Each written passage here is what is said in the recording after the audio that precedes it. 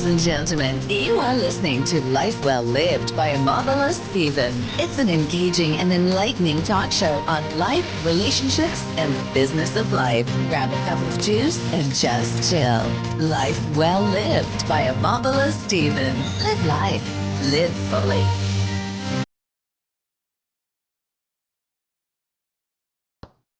Good to have you on the show. This is Omobola Stephen, the host of Life Well Lived by Omobola Stephen, where we have mindship conversations, pivoting transformations that you and I need in this side of eternity. Now, Life Well Lived by Omobola Stephen, we offer constructive yet destructive kind of conversations from experts and professionals who are adepts in this topic of personal development and self-improvement. In this season's episodes, we are super excited to present to you parenting and family dynamics in the 21st century as our core topic for such a time as this.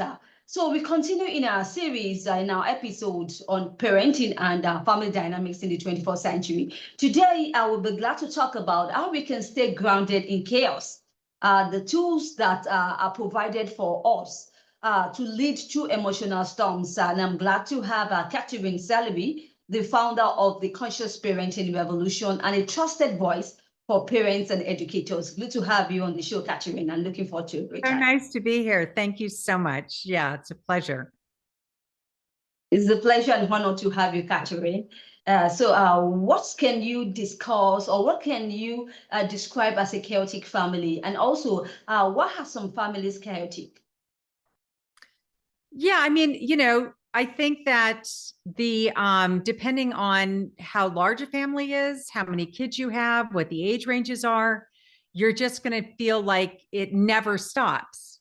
And it's just always chaotic because you have so many different people with so many different skill levels at managing their emotional internal world. If they're upset about something, do they have the skills to be able to be with whatever is upsetting them, or do they just have it come out all over everybody around them? So the more we are out of control of our emotions, the more everything we're feeling is also being felt by everybody else in the room. And if you've got a lot of people in the room, then it can just be pretty wild out there. So the emotional regulation piece is really critical to families feeling harmonious, being able to have the sense that everybody in the room matters, everybody's needs matter, that when somebody's really upset, we know how to help them through it, as opposed to be mad at them because they're upset, but rather than that, be able to just support them through whatever they've become overwhelmed by. So that's, I think, the key is skills. Now, when you mention that the more members in the family, the more messier or chaotic it can get, right? In terms of what you said, do we want to include other extended family members? I'm talking about the extended family members, or sometimes we can have just a single family framework, including just our parents, the husband and wife, and the kids, one or two kids, and then we still have a chaotic family. What would you say to that? Absolutely. If you're just the partners, the husband and the wife and the children, it's almost impossible not to have chaos. It's just normal. Chaos is normal. So unless you somehow have managed to overcome all of the differences of opinion, then we can bet that there are going to be conflicts of people wanting different things at different times. And I think that's, again, where conflict resolution and collaborative problem solving are really, really important. So how do we have lots of different people, 2, 3, 4, and then beyond, because certainly we all have experiences with extended family members. Oftentimes, extended family members have perspectives about our parenting, which can also create a lot of problems because they are vocal about it. It's usually coming from a critical place, although certainly people can be acknowledging really positive parenting too. Parent or anybody out there listening as a parent, they know the dynamics is that depending on the age of the child And depending on their, levels of emotional maturity, and depending on the mindset of the parents, and depending on their perspective of whether children should be seen and not heard, or whether children are allowed to have a voice and be considered in the conversation, all of these mindsets are going to affect the dynamic of what's going on. So at what point should we begin to consider conflict resolution in terms of handling chaotic situation? Well, the best case scenario is when you know there's going to be a conflict coming, and you know it's coming because it always comes at this time. And so you prepare for it before it happens. One of the things I like to say is plan your problems. So if you're going to have a problem every single day, when the kids get home from school and you want them to go straight into getting their homework done, and they really want to go out and have fun because they've been outer directed all day long by probably their teachers and also potentially you as well. So if all of that is happening, then I can say safely, you're going to have a really hard time if you haven't prepared for it in advance. So the best case scenario is when you're able to know that this is coming. And so the day before you're talking about it, the weekend before, the year before, I mean, we just plan our problems. We know pretty well that there are going to be certain things happening at the same time every single day. Rather than dealing with it when you're in the problem zone, talk about it when you're not in the problem zone. Thank you so much, Katherine, for that insight. Indeed, no, really, sometimes chaos arise in family dynamics when the kids' rights come to the fore. They are juggling for power tussle. It comes to the fore sometimes in family dynamics. So how can this be solved? I hope you get my question right. So, I like to say children are people too. So if we see children as people too, and children have the right to have all the same needs that we do. So if Maslow's hierarchy of needs, you may be familiar with Maslow. So Maslow really helped us understand the full range of human needs, and other people have built on his work. So if we are operating from needing to meet our needs, and children also need to meet their needs, then the more that we understand that, hey, yeah, this is normal and natural, and it's not necessarily having anything to do with being, what do you want to call it? Disrespectful, inconsiderate, selfish. These are kind of the labels that people often put when the adults in the room feel inconvenienced, when the adults in the room feel like they're missing out on just ease and harmony. So I think that's probably what happens in a lot of families, is that parents get maxed out. They're tired. They've been working hard. All they want is for kids to just cooperate. They just want them to cooperate. So this is where I think everybody falls into this category of, God, if you would just do as you're told. So if this is what's driving my mindset, is that you shouldn't even have a preference, then of course, anytime a child has a preference different than what I tell them to do, we're going to have conflict. It's going to turn into an explosion. And that's going to happen because children are people too, and they do have preferences, and they're not going to want to always just do as they're told. So if we have a different family framework, the framework would be something along the lines of, everybody here in this family has needs, and we all have preferences, but there's 3 of us, 4 of us, 5, 6, whatever the case may be. How are we going to work this out? Because we have to have a certain level of harmony. We have to have a certain level of smoothness. Otherwise, it's just so much breakdown. So, here's what I'd like to see. This is how I'd like to see our afternoons go. How do you feel about that? And invite the feedback and let them say, well, yeah, but I've been working all day. I don't want to just sit down when I get home and do more homework or do more outer directed activities. At what point a child may say, can I also have a voice in my activities and what I'm doing? When I get home, I really want to chill out. I want to relax. I want to have some balance in my life before I then sit back down again and start having to work. Does that make sense? Sure. Now, the question is really, how can a family find a peace in a chaotic family life? Are you suggesting a fewer family structure or what? I think it's best to have family meetings.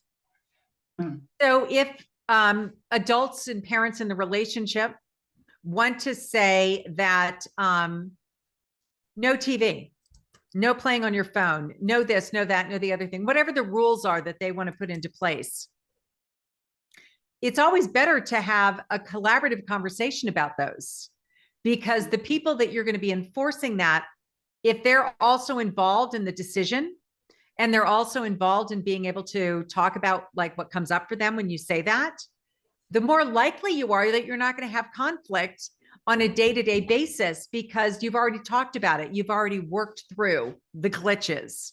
You've already worked through whatever the emotions are that are arising, that are getting probably brought up all the time if you don't do this. So if you don't do collaborative problem solving, if you don't bring them into the conversation, then they're going to be in the conversation anyway, because they're probably going to push back.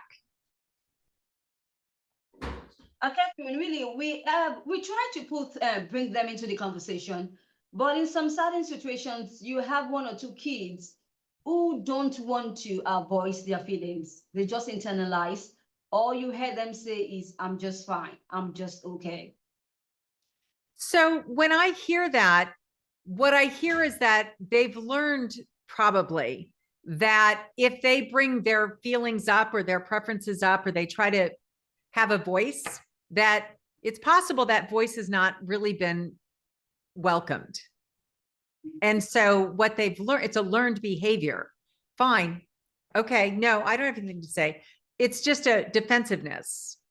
In order to build trust and have an open and warm relationship, then we have to be able to really show that it does matter. And how you feel about this is important to me. And I really do want us to all feel like our needs are being met. When that is the case, usually you don't have that kind of response from kids. Instead of that response, what you have is them saying, actually, they learn consideration because we show them what it means to be considerate.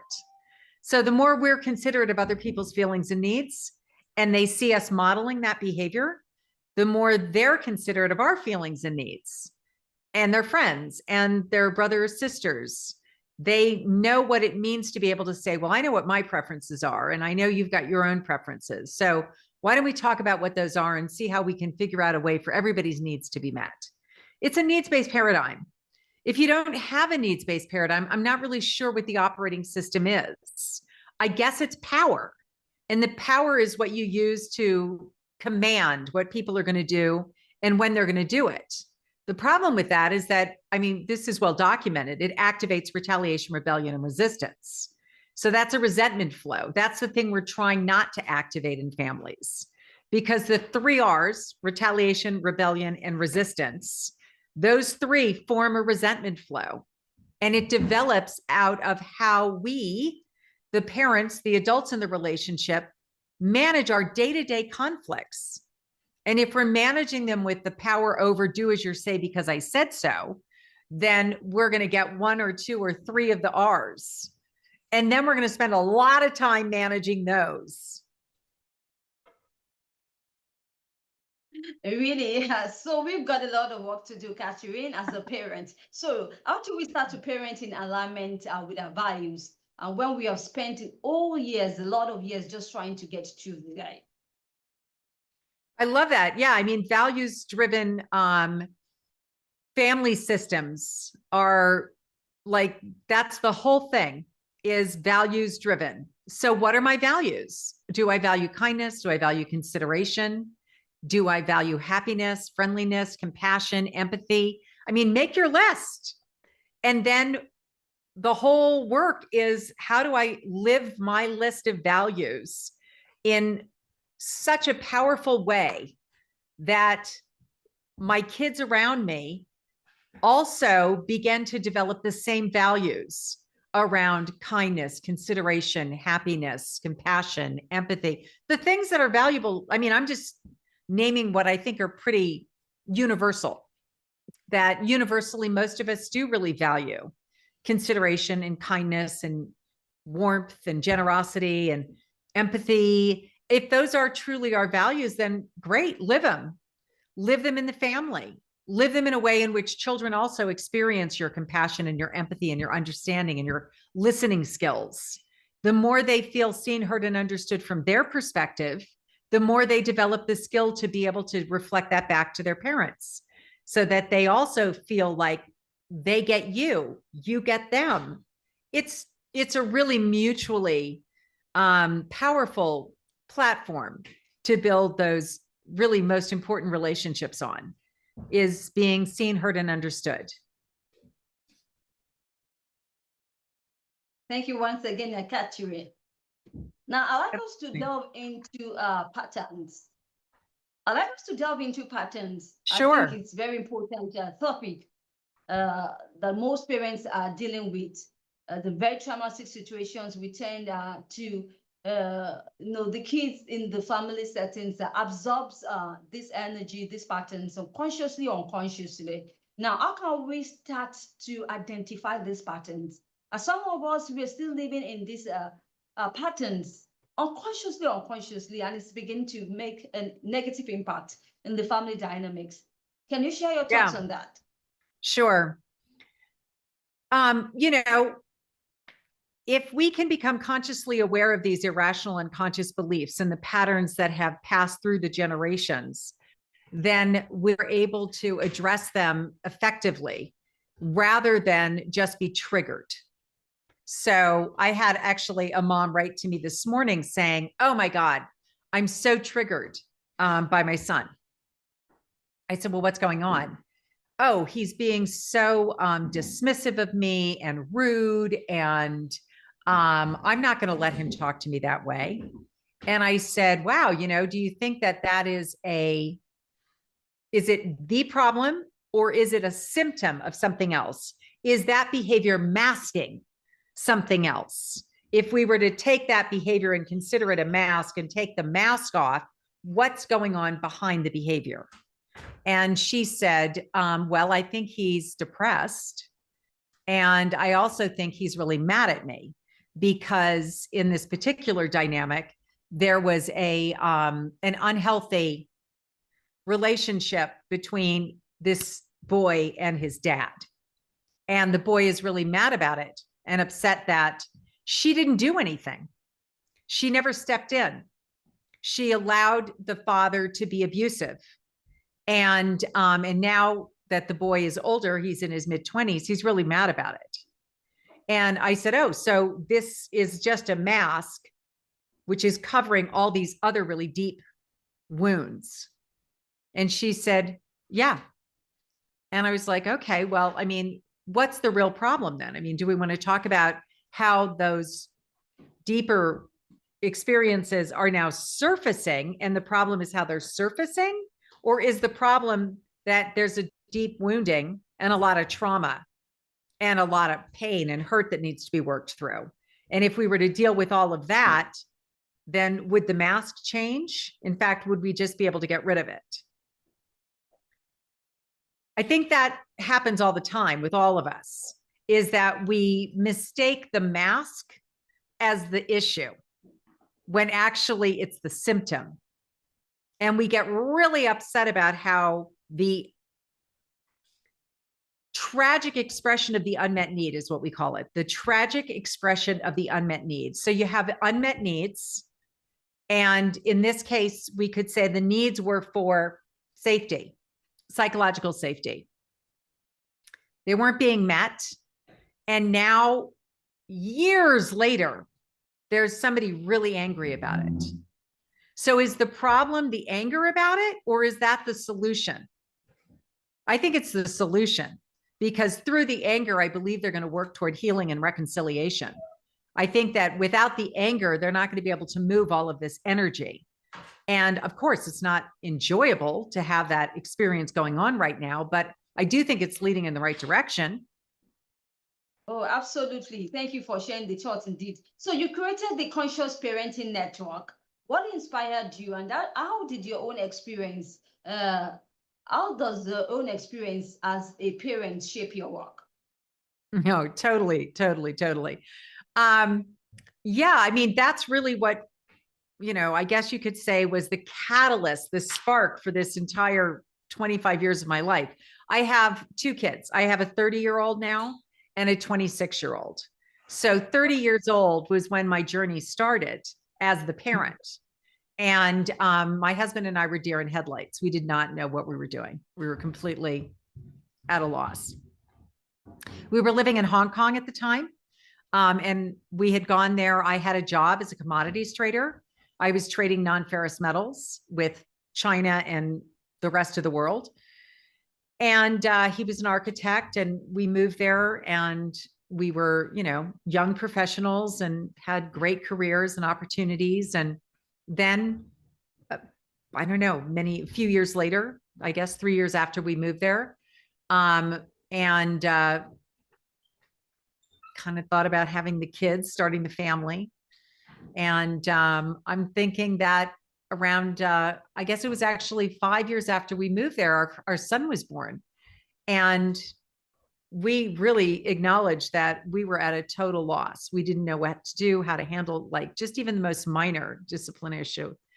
We knew the stuff that everybody else did, like the dominant culture is about, like 1, 2, 3, like counting until they change their behavior, or even harsher things like the naughty chair, or things like go to your room, or, just all that kind of stuff. And it didn't sit well. It didn't feel right. So maybe you could get a change in behavior. But I guess what I learned is I'm not a behavioralist. It's not just about changing the behavior. It's really about wanting to understand why the behavior is there in the first place, and to get underneath the behavior, kind of like we were just talking about a minute ago. Like, what is the underlying unmet need? And if we can address the underlying unmet need, then how it's surfacing, the tragic expression of that unmet need, all that kind of stuff just disappears. So I didn't know that then, though. I mean, I had to learn all of this. So we started taking classes. And there was a person in Hong Kong teaching a parenting course that we took. And then I took over and over and over again. And it was really about effective communication, assertive communication rather than aggressive communication. It was about shifting the paradigm to not seeing behaviors as good, bad, right, wrong, but seeing them as clues and signals. And it was like looking at the behaviors as, like, what is this telling me about your underlying state of being? And then through that work, breaking all of those deep habits of just reacting to surface behaviors as if the behavior were the problem. When really, basically, the behavior almost always is the symptom. It's a symptom of everything as basic as tired, hungry, and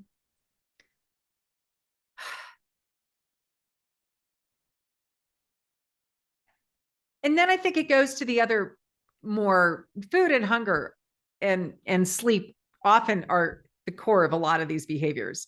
And, if we just put them to bed and give them a good meal, they wake up and they're brand new people. But then I think it's more emotional. It's the emotional and the psychological. It's feeling they don't matter, feeling they don't belong, not having a friend, having a fight with a friend at school, not knowing what to do about it, feeling slighted by a teacher. I mean, then you really start to understand that all of these emotional situations that kids experience, adults experience, we just have more skills at managing our internal world. Kids don't. So when we start to experience the surface behaviors, unless we have this framework, we think the problem is the surface behavior. And then it's all about how to manipulate the surface behavior to get it to go away. And that's what didn't work for me. So that was the beginning. I didn't realize it was going to turn into what I do all the time, but it really did become my passion. Good to know, Katherine. The audience will be excited to learn of any important information or projects you think is going to add value to them. You can share them if you have any. I mean, what I would recommend is we just built a quiz. And the quiz is parents getting a chance to understand what their parenting style is. And through that, they can understand like what the, what the benefits of that style are and what the hidden problems are. So I would say everybody would really enjoy taking the quiz. And if we didn't send you the link, I'll send it to you after we get off. And people can use that as a way to go, oh, wow, I didn't even know. I mean, I know everybody chooses their parenting style because they think it's the right thing. Or they haven't thought a lot about it until it begins to have a lot of what we call retaliation, rebellion, and resistance, the 3 R's. Once you have those surfacing, then you go, maybe this isn't the best way. Maybe I do need some other skills to approach conflict resolution. Maybe I'm creating the conflicts because I only have one tool in my toolbox. When the atmosphere goes awry, I just use power over. All I know is threats, right? Rewards and punishments. If you don't stop that, this is going to happen. Or I'll give you this goodie if you'll change your behavior. So when you're limited to just rewards and punishments, you are going to end up with a lot of retaliation, rebellion, and resistance. So one of the ways that you can find out a little bit more about yourself is to take the quiz. We'll be happy to have that information, Katherine. Looking forward to the link, really. We'll send it to you. We're going to add it to the show notes. Very important. Yeah. You like to share your social media handles and your website. We love to connect and learn more about you. Yeah. So I have, my website is consciousparentingrevolution.com. And if you go to the website, you can join my Lifeline. I have a Lifeline free community. So it's just that, when you're drowning and you need to grab something and pull yourself out, that's a lifeline. So if you feel yourself drowning, you just need some support, some other parents who are going through similar things so you don't feel alone, and you can just kind of normalize it, like it's not fun, it's not easy, but it's normal. Then please join that community. We'd love to have you. I also have a lot of free resources on my website. So if you're experiencing gaming problems, there's something there for you. If it's, a lot of it is, just free resources that you can find on the site, as well as, I send out a newsletter every week, and we kind of like take a stab at one problem or another on a weekly basis. So people have just another idea about maybe how to address sibling rivalry, or how to address a child who doesn't want to go to school, or having a problem with you or one of the other people in the family. And sometimes we just need another idea. Absolutely. Can the audience also book a time with you? Do you want to consider yourself also as a family therapist or a parenting therapist?